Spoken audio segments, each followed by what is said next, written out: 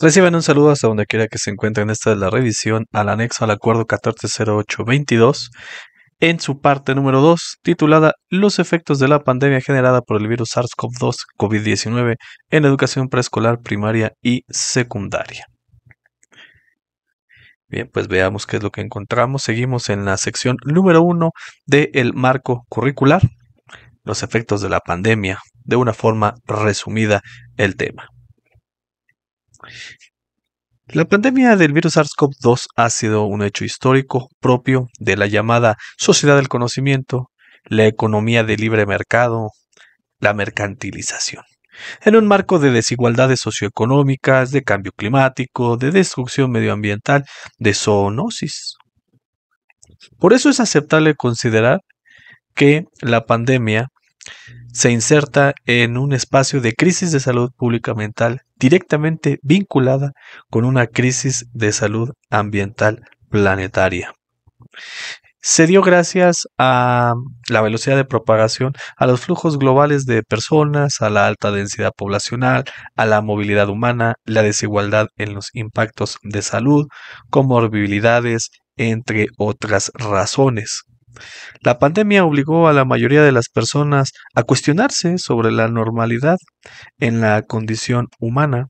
Se cuestionó la promesa del acceso irrestricto al entorno digital relacionado con el conocimiento y la democratización de los saberes a través del Internet. De Internet dependía del consumo de información y la disponibilidad de infraestructura digital. La escuela en línea. Las ofertas que hubo en línea fue extensa. Hubo una proliferación de recursos que solo buscaban la extracción de datos personales.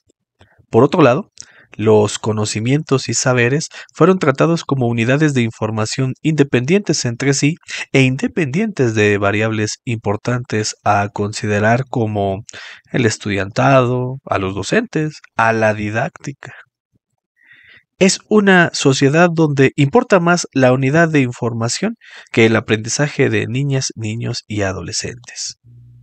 Y llegamos al 20 de marzo de 2022, la fecha con que dio inicio el confinamiento y de estrategias que apoyarán a la educación. Lo inédito de la pandemia fue el cierre de un día para otro y la consecuencia de impulsar medidas que beneficiaran al proceso educativo. Se hicieron visibles las desigualdades educativas. Viene el primer gran problema: el llevar el modelo presencial a casa y pensar en cumplir los contenidos de los programas, es decir, los procesos de enseñanza-aprendizaje con los mismos marcos de referencia. Centrar el trabajo en el aprendizaje expresado en conocimientos, habilidades, actitudes y evidencias, privilegiando exámenes, maestros cumpliendo un papel técnico, ahora por medios electrónicos. La escasa relación de los contenidos con la vida cotidiana de los alumnos, ya saturados de información, y para quien sí podía ver el programa de Aprende en Casa, a la larga representó aburrimiento y abandono. Hubo falta de inclusión. Si bien el alumnado percibió el esfuerzo de sus docentes, este no se tradujo en una adecuada inclusión según el contexto en que vivieron el confinamiento, exacerbado el asunto si algún miembro de la familia había contagiado y las repercusiones que representó. También provocó estrés y conductas de riesgo, además de un desequilibrio emocional. La deserción escolar. Las escuelas no pudieron retener a los alumnos. Hubo pérdida de contacto y sus implicaciones. Y pues dependían de los sujetos de apoyos con los que realmente contaban. Tuvo un contexto esto de no hacer tarea, no hay dinero, el trabajo, no hay conectividad. No siempre fue lo que significa al escucharlo. El traslado de las actividades escolares representó una mayor responsabilidad en el hogar y no todas las familias pudieron con la encomienda. Algunos lo lograron por el nivel de estudios o comunicación con los hijos. De esta forma, representó un aumento en las responsabilidades familiares y además los límites pedagógicos fueron totalmente desdibujados, ya que ahora pasaron a ser tareas de tipo formal cuando solo eran de apoyo y en condiciones improvisadas que no fueron adecuadas en todos los casos. El papel de los maestros. La primera inquietud fue la valoración de capacidad técnica, didáctica y afectiva para continuar con el curso en plataformas digitales. La transformación del hogar, porque ahora era una oficina, un centro de atención y muchas cosas más. La carga administrativa. Las evidencias, para todo fue el común denominador y fue excesivo. Aún así, hubo docentes que sus condiciones particulares les permitieron incorporar entornos virtuales a sus clases. Y esta frase, levantar salones de clase. En los casos donde fue insostenible este asunto que venimos diciendo en los anteriores, los docentes debieron trasladarse a las comunidades para improvisar salones de clase y recurrir al replanteamiento de la didáctica para desarrollar el vínculo pedagógico. Así que reinventar la profesión docente. Recuperación de sus propias experiencias, saberes, historias pedagógicas, formativas y personales en un marco de un proyecto educativo nacional, construido desde la diversidad. Los conocimientos, metodologías y principios de las distintas disciplinas, así como su expresión escolar, entraron en una nueva relación utilidad con y para la sociedad. El ejemplo de las matemáticas es muy bueno. Los números jugaron un papel importante para comprender el avance y la dirección que estaba tomando la pandemia. Estábamos ante una situación real donde había un uso claro de estas.